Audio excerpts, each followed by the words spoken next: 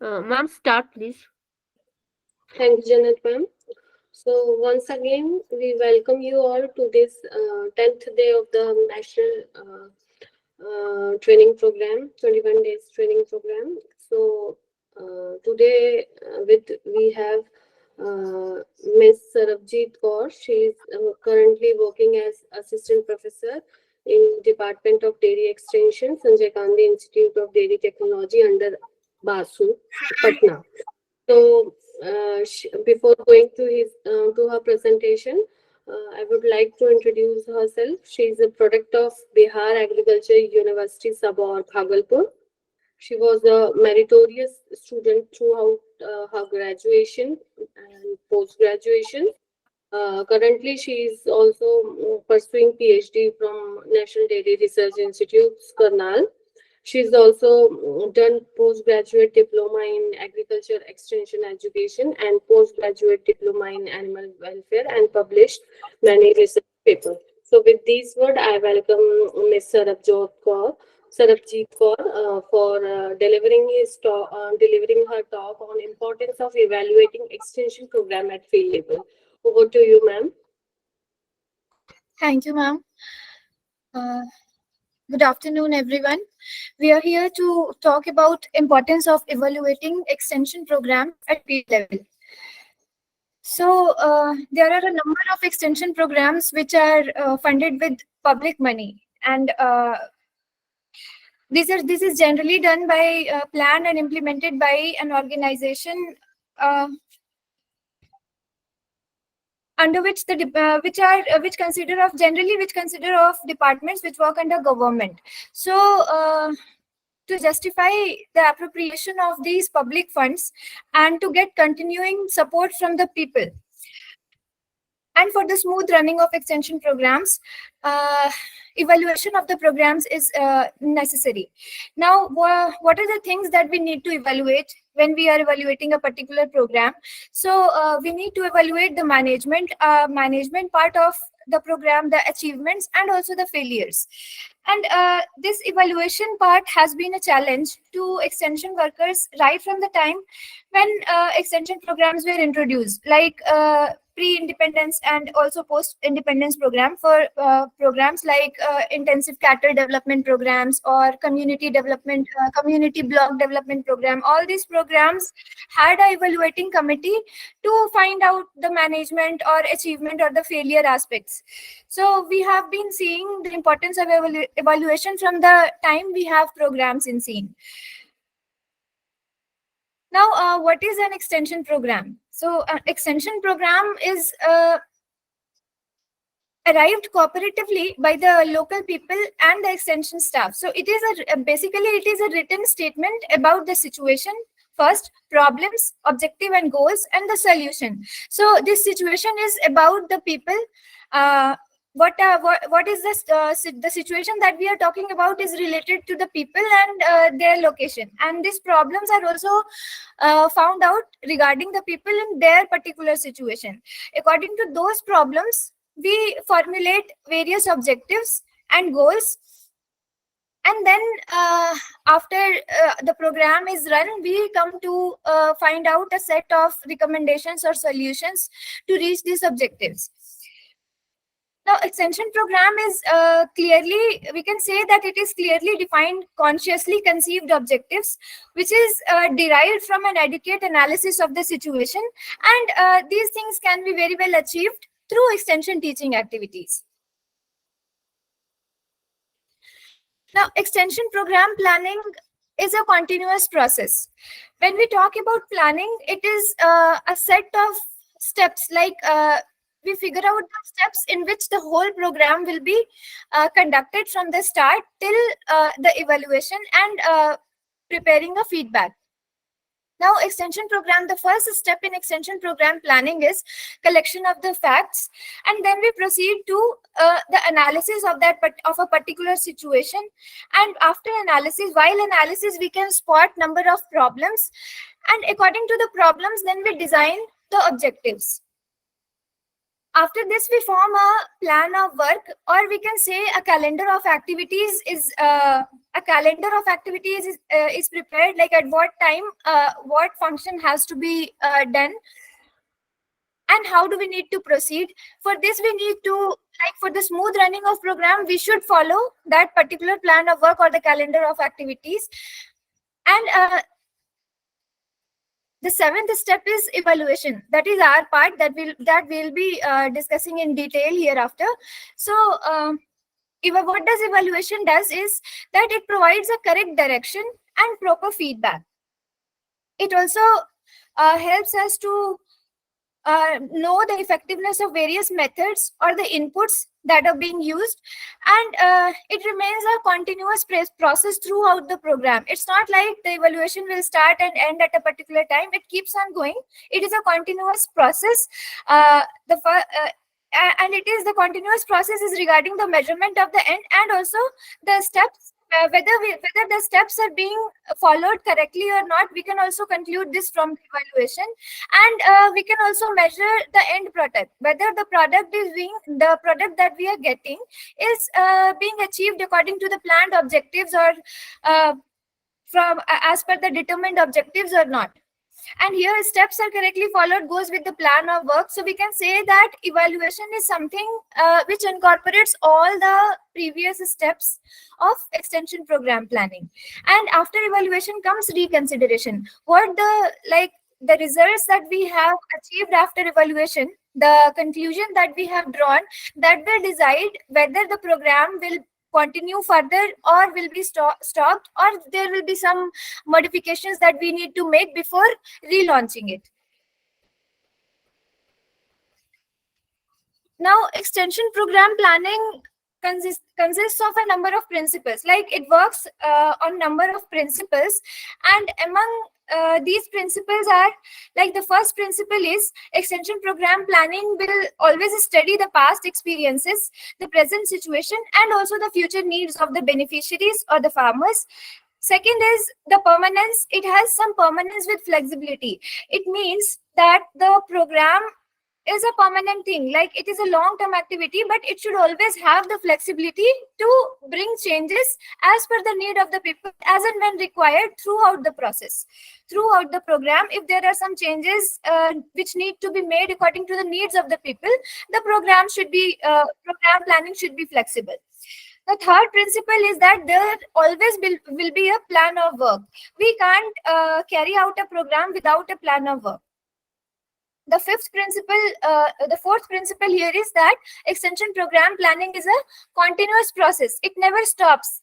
The extension program planning is a cyclic process which keeps on going, and it starts from implementation and ends at feedback, and again it turns into a cycle with the modification required, or some changes that need to be made in the program, and again implementation of the program is done. So we can say that it is a continuous process.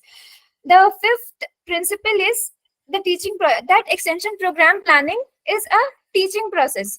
Extension program planning is conducted, or the outcomes or products of the extension program planning can be achieved by extension teaching methodologies.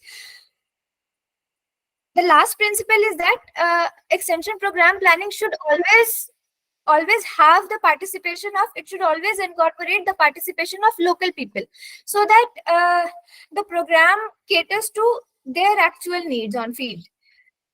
And here we can say that extension program evaluation is something which will provide opportunity, and this thing will be dependent. Evaluation will always depend on the objectives, and these objectives need to be smart, where we can say that these objectives should be simple, they should be measurable, attainable, realistic, and also time bound. So out of all the principles, we can say the principle of evaluation is most important, and all the principles are dependent on the principle of evaluation somehow. Now, what actually evaluation means? So, evaluation is a process of systematic appraisal by which we can determine the value, worth, or meaning of an activity or an enterprise. So, what is the, as we have seen that in a step we'll be formulating the objectives. So what is the extent to which objectives have been achieved, and why and what changes would be needed in case the program is planned again. So this thing will be clear only after evaluation is done. Moreover, in case of extension, evaluation is a process for determining the behavioral changes of people resulting from the extension programs. But Jahoda and Babnet very well defined that it is a process which will enable the administrator or the one who is implementing the program to describe the effects of the program and thereby make progressive adjustments in order to reach the goal more effectively.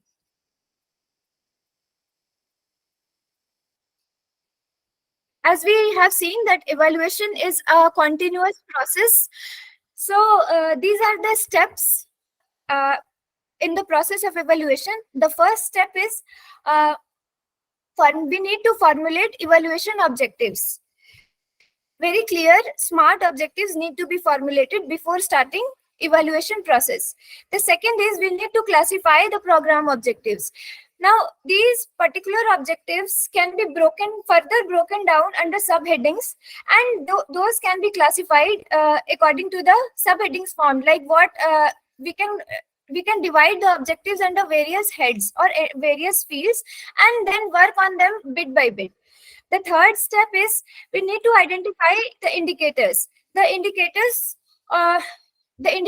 for regarding the objectives means if we have to measure a particular objectives, those will be measured with the help of various indicators that we'll find or that we'll spot, and then a list of indicators can be made and each indicator can be measured one by one.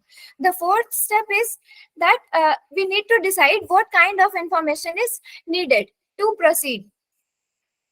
And the fifth step is sampling. Now, this sampling generally, sampling should be the sample that we will be choosing for evaluation should be representative of the entire population. So, according to the study or the particular program, we need to decide what would be the appropriate sampling method for evaluation.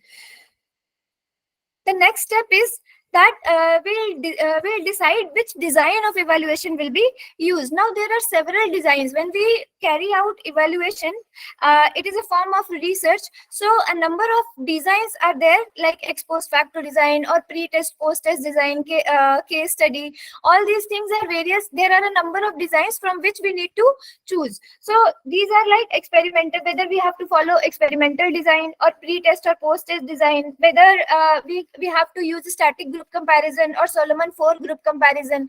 This can be decided according to a particular program, that what kind of evaluation design has to be used. Next step is collection and analysis of the evaluation evidence. The data that will be generated, we need to analyze it using appropriate statistical tools, and the result, the classified data that we'll achieve, that has to be interpreted. At times we make interpretation of results in a proper way is very important for reporting and to give the exact problems or the exact feedback that we have got for a particular program. So we can't leave the process till collection and analysis. We have to interpret the results also, so that it works as an input for the further programs. Now, collection and analysis of evaluation evidences can be done using various methods again. Among these, some of these methods are using a questionnaire or a personal interview, or conducting a case study, doing direct field observations. These are some methods of collection and analysis of evaluation evidence. Now, interpretation of results in a proper way, like the results have to be presented in a written report, which will decide the achievements, failures, or the future adjustments that are required for the program. Now, coming to the typologies of evaluation, from this graph, from this chart, it is very clear that the evaluation has been divided into two, formative and summative. So here, the first column, we have the program stage. So according the program stage, we can see what kind of evaluation, what type of evaluation is being done. So here, as we see that before the program begins, the evaluation type that we have to do is need assessment.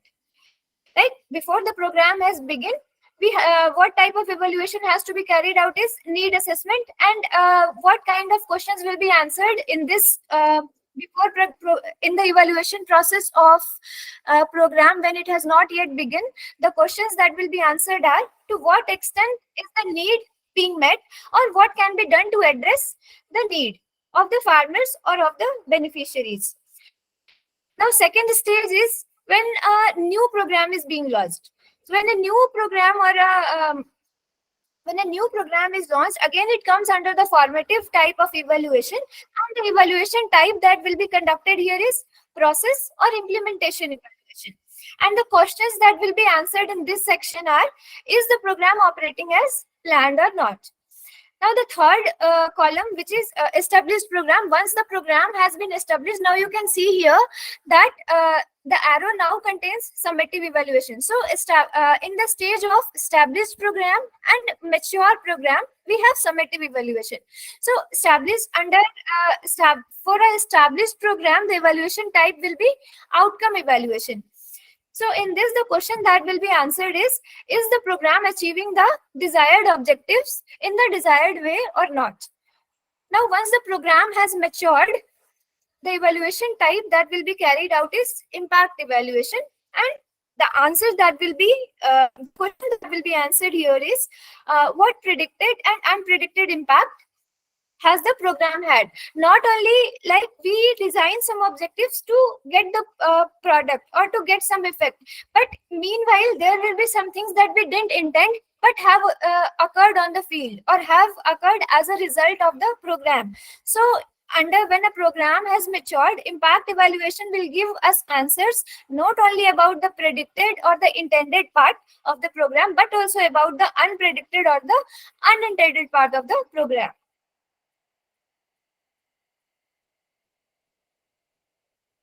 Now, what constitutes formative evaluation and what constitutes summative evaluation, we'll see one by one. So in formative evaluation, we have need assessment. Under need assessment, we need to decide who needs the program and how important that need is for them. Like, what are the things of those beneficiaries which will be satisfied. Second thing is evaluability assessment. Under this, we'll decide the feasibility of an evaluation and how various stakeholders, like in a program, there will be various stakeholders. So how are they going to help us in shaping the usefulness of that particular program? That will be decided by evaluability assessment. Now, structured conceptualization is about like the stakeholders, those who are a part of the program, will help those stakeholders to define a particular program and the target population and also the possible outcomes of that program. So it is basically about teaching learning process between the extension personnel and the stakeholders of the program. Structured conceptualization, like we provide concept regarding various aspects of the program to the stakeholders of that particular program. Now, the fifth one is implementation evaluation. In implementation evaluation, we monitor the fidelity of the program, like how as much we wanted that particular program to perform, is it performing up to that level or not? Is it trustworthy or not? So we'll monitor the fidelity of the program by implementation evaluation. Fifth one is process evaluation. In process evaluation, we'll find out what efforts we have put and what are the direct outputs of the programs that we have achieved. Like, what have we accomplished by following various steps of program planning. Coming to summative evaluation, the first one is outcome evaluation. In outcome evaluation, we generally investigate the demonstrable effects of the program regarding some target outcomes, like there will be some targeted outcomes of a particular program. So we'll investigate what are the demonstrable effects of that particular program in outcome evaluation. Coming to impact evaluation, we in impact evaluation we'll assess the overall intended or unintended efforts. As we discussed in the previous slides, that impact evaluation is about both intended and unintended effects of the particular program. The third one is cost effectiveness and cost benefit analysis. Now, from the word itself, from the name itself, it is very clear that we'll be finding answers to the question of efficiency, whether the program is efficient or not in terms of costs and values, or in monetary terms, whether the program is beneficial in monetary terms or not. So this is done under cost effectiveness or cost benefit analysis of summative evaluation. The fourth one is secondary analysis. Secondary analysis is about re-examining the existing data, something that is already existing, and for that we need to address some new questions that will come under secondary analysis. Meta-analysis. From meta-analysis, we mean that we will integrate the outcomes from various projects or from multiple studies, and then we'll come to a particular judgment. That comes under meta-analysis. So it will not be just about the program. We'll study about the similar studies from a number of sources, and then we'll integrate the outcomes from the multiple studies, and then we'll come to a state of judgment regarding that particular program. Now, in our training program for farmers, formative and summative evaluation will have these steps, or we can say these attributes. For formative evaluation, it is very important.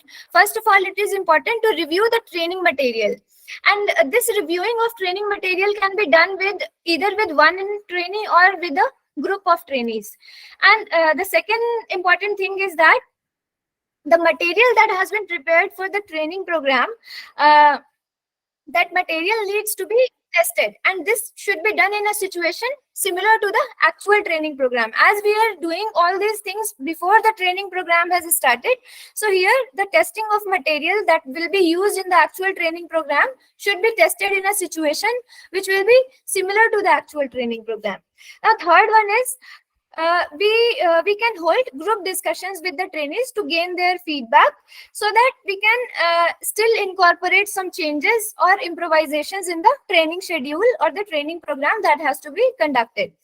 The fourth step, or the fourth thing that we need to do under formative evaluation is we need to assess the material with the managers and the supervisors who oversee trainees. Like, the material has to be finalized only by the approval of managers and the supervisors who have a better idea of the trainees. Now, in summative evaluation, the first thing that we need to do is we need to test whether the trainees have grasped the information which was provided in the training or not.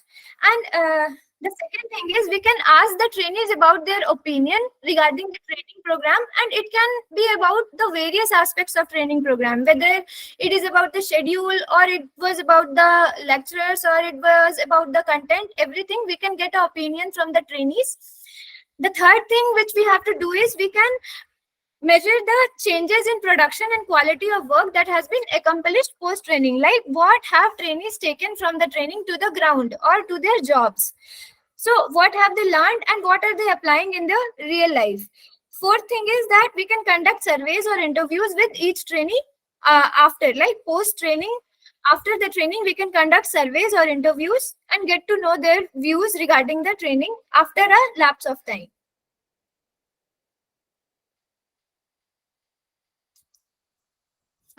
Now we can there are a number of methodologies for formative summative evaluation, and these methodologies can be decided as per the question asked. So here there are 4 evaluation questions which will cover the entire evaluation process, and each question is subjected to a particular methodology. So the first one here is, what is the problem and what is its scope?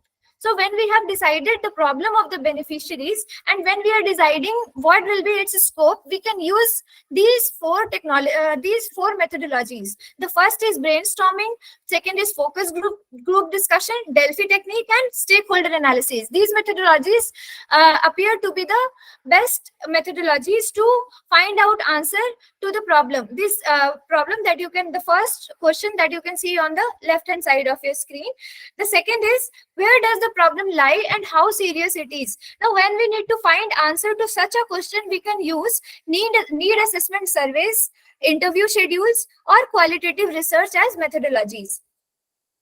Now, the third question is, if the question appears to be like, how can the problem be solved through the program? Like, how will program contribute to the finding solutions of the problem?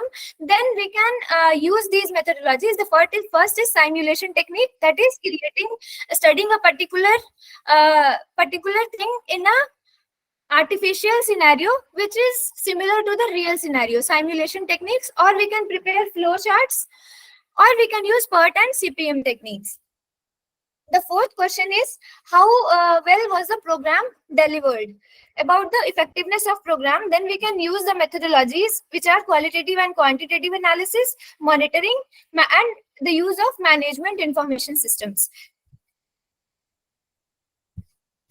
Coming to the models of evaluation, the first model is Kirkpatrick's four-level training evaluation model.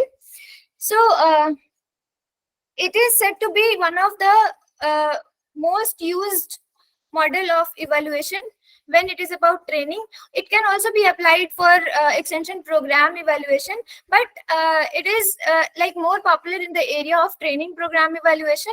So here the first thing was that Kirkpatrick mentioned 4 levels, and the first level was reaction, to measure the reaction of the trainee. So the first step was to evaluate the learner's reaction. What has he learned as per what was taught to them? And the second was, the second one is learning. The second attribute that Kirkpatrick mentioned was learning, and he said that we need to measure the things that the trainees have learned during the training program, and this can be conducted by various tests or pre-post test or other methodologies. The third step that Kirkpatrick mentioned was to measure the behavior of the trainees. So how behavior of trainees makes a sense here, like what the trainees were taught in the classroom and what they have taken to their on-ground jobs.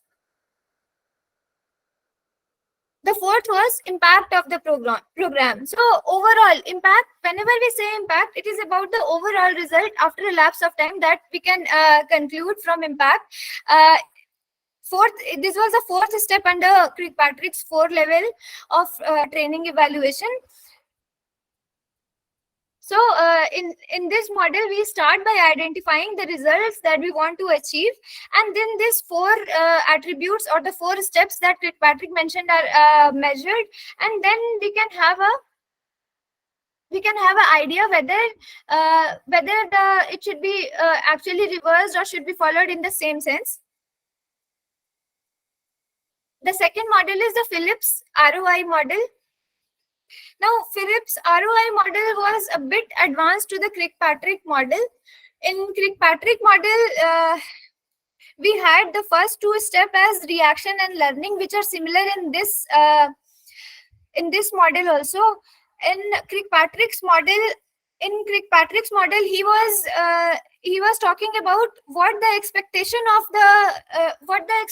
of a particular organization or the implementer was, and what the trainees have performed according to that.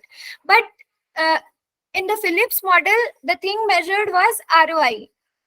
means it return on investment. It confers to return on investment. Here we are calculating it in the monetary terms or in numerical terms, or we are having a idea of the worth or the value in the form of numbers. So we can say that Philip ROI model was a bit advanced. And here as you can see here, the first two steps were are very same to Kirkpatrick's model, that is reaction and learning. But here in the third and the fourth step, he didn't only want to calculate the effectiveness, but he said that if the trainees are learning and applying something on the field, are they applying it correctly or they are applying it incorrectly? Because if they are not applying, it's okay, means they have not taken anything to their field. But there can be chances that they are applying their learnings in an incorrect way. That is what addition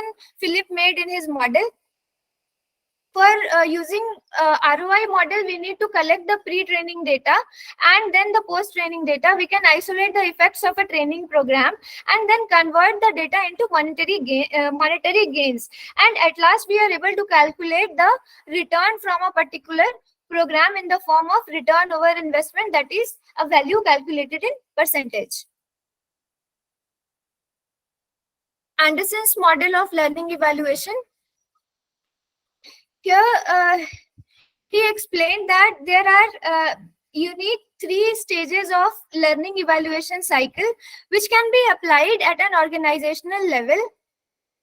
And then we can decide the strategic priorities for the organization. In these 3 stages of learning were, first was to establish the most relevant approach for the organization. And then we have to use a range of methods to assess and evaluate the contribution of the learning.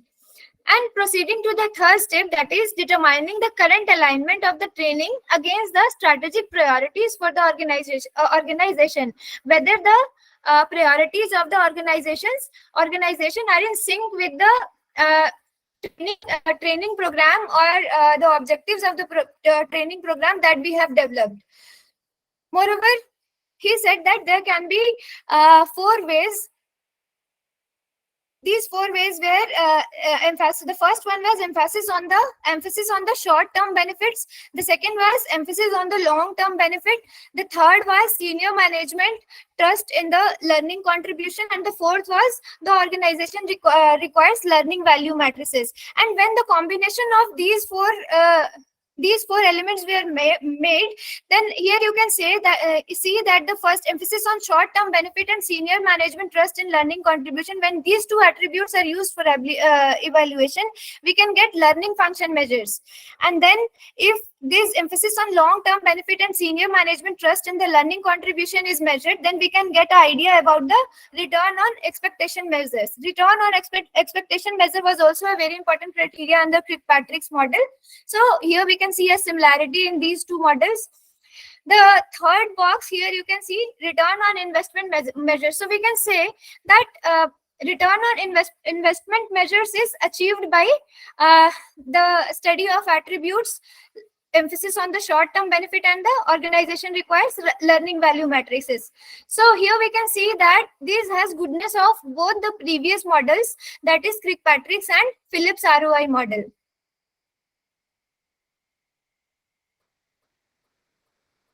The last model that we'll discuss is CIPP evaluation model, the Stuffle beam model.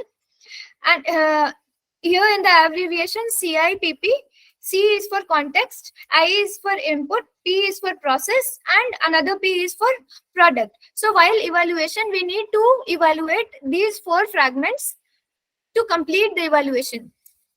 It is a decision-centered approach to the evaluation of programs, and it basically gets completed by getting answers for these 4 questions. So the first question is, what do we need to do? The second is, how should we approach the training? Third is, are we on the right track? Like, are we on the right direction, or are we getting outputs in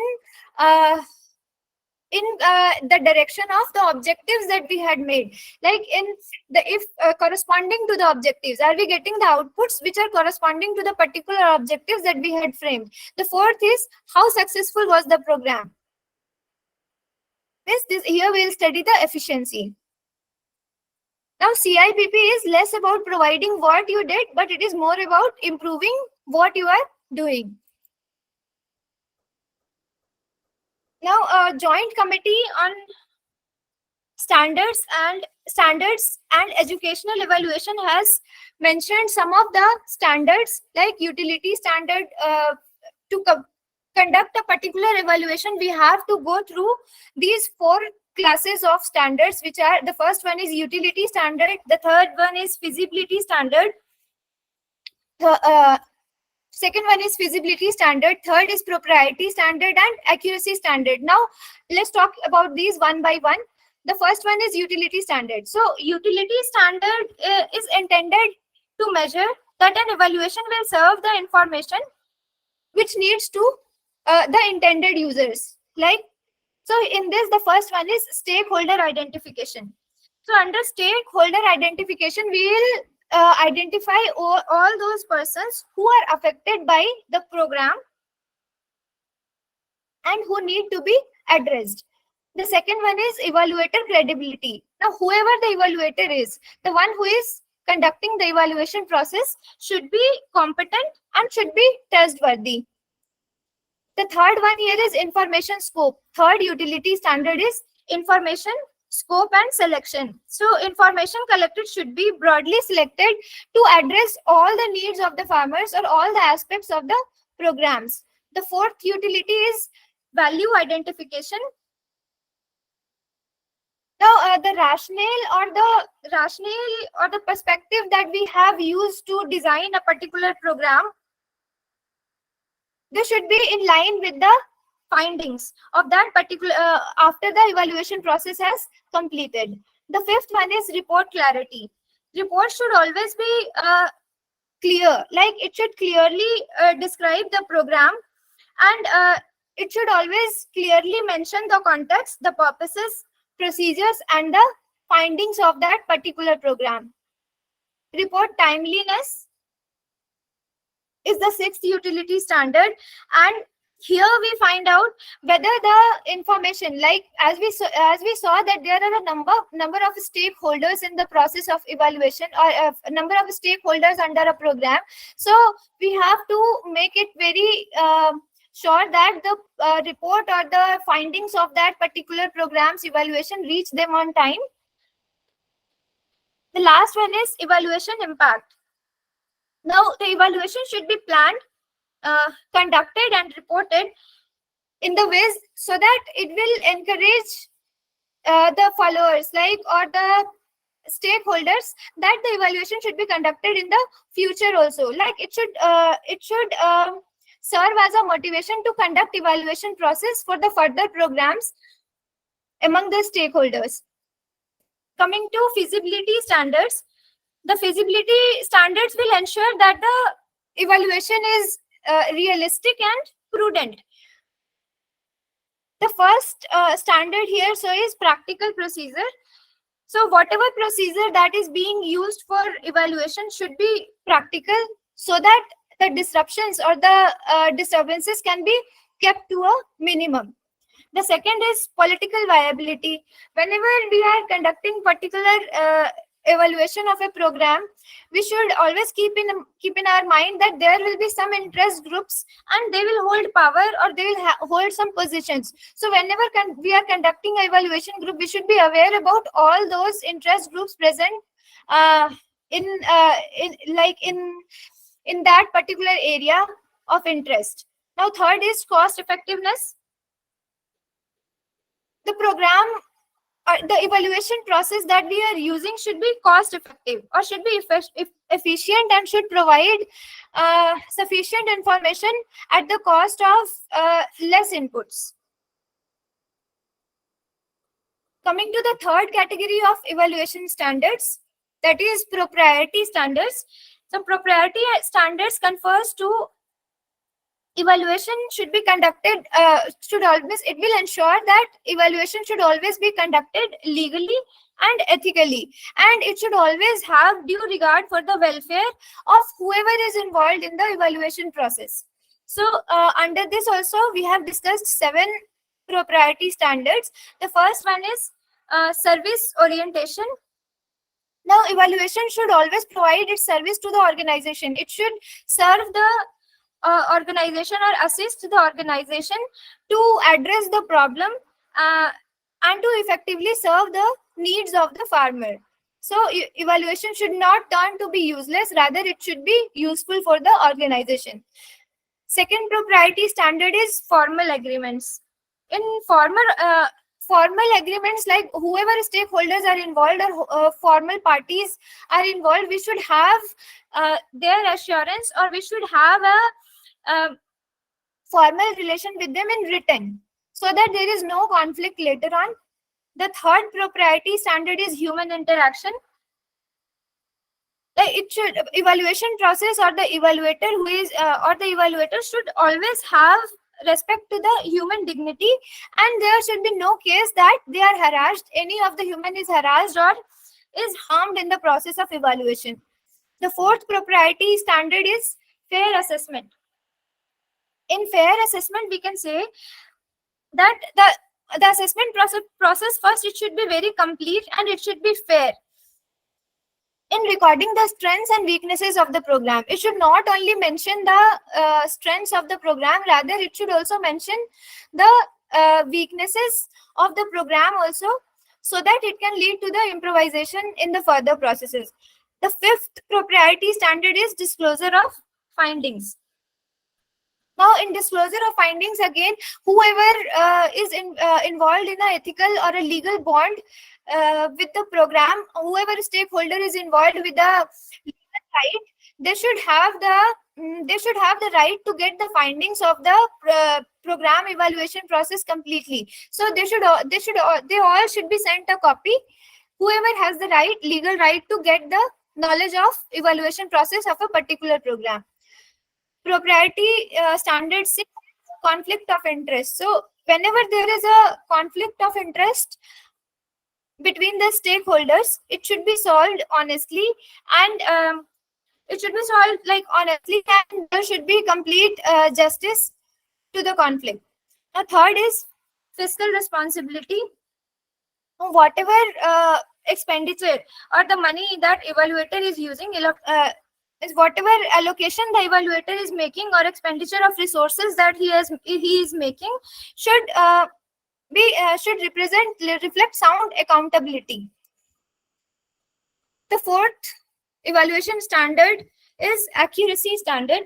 So it will ensure that an evaluation should reveal and convey technically accurate and adequate information. That is regarding accuracy standard. They will ensure the technicality of the information. So whatever information is generated, it should be technically adequate and accurate. So first standard here is program documentation.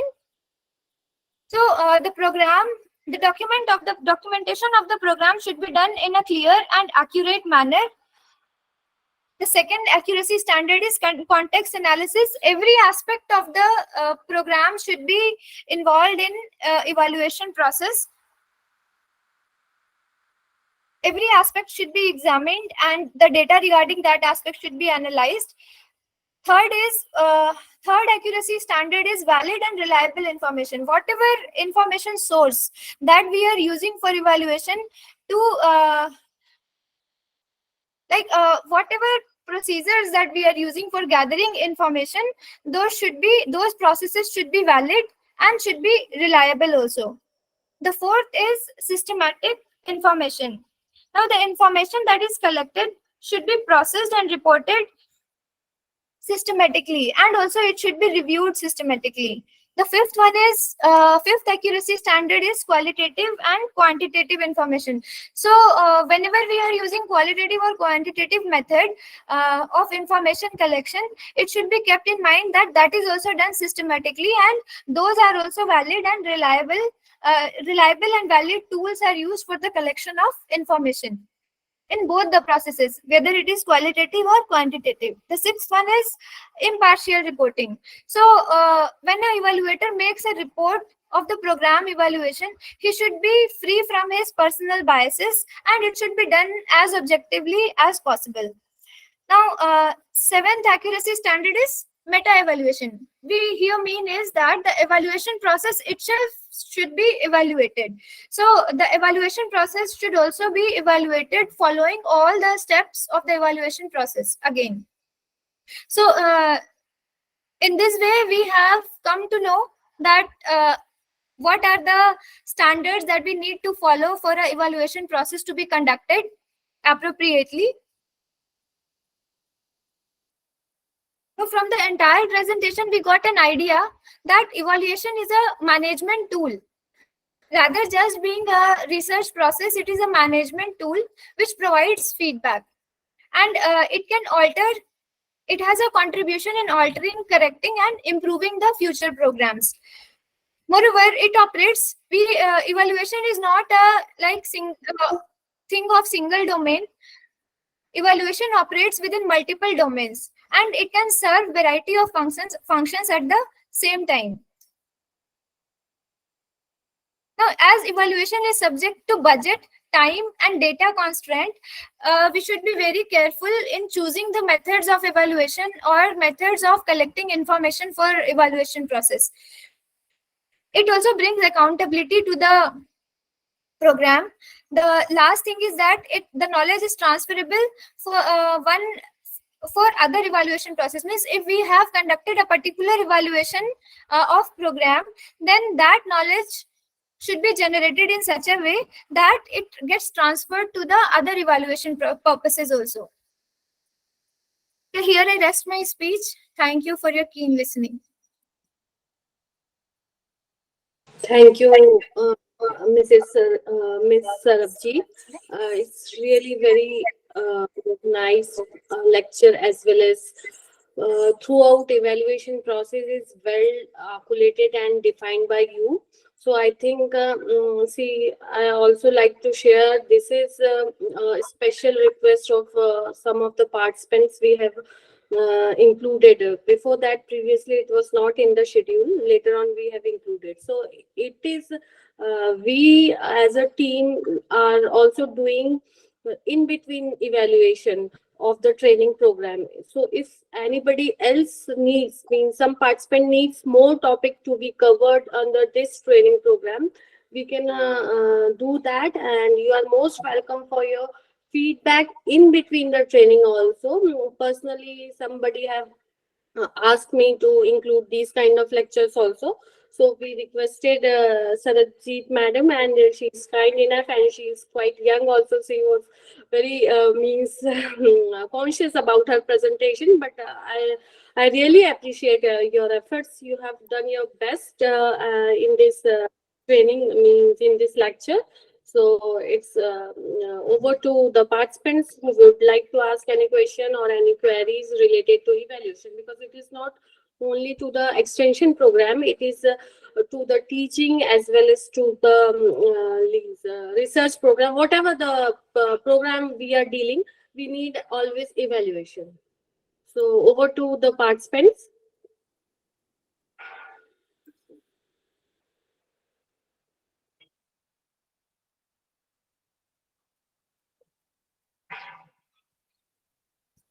So, Ms. Rabjit, your presentation is well acknowledged by the participants, and thank you very much for rescheduling and scheduling your lectures lot of time.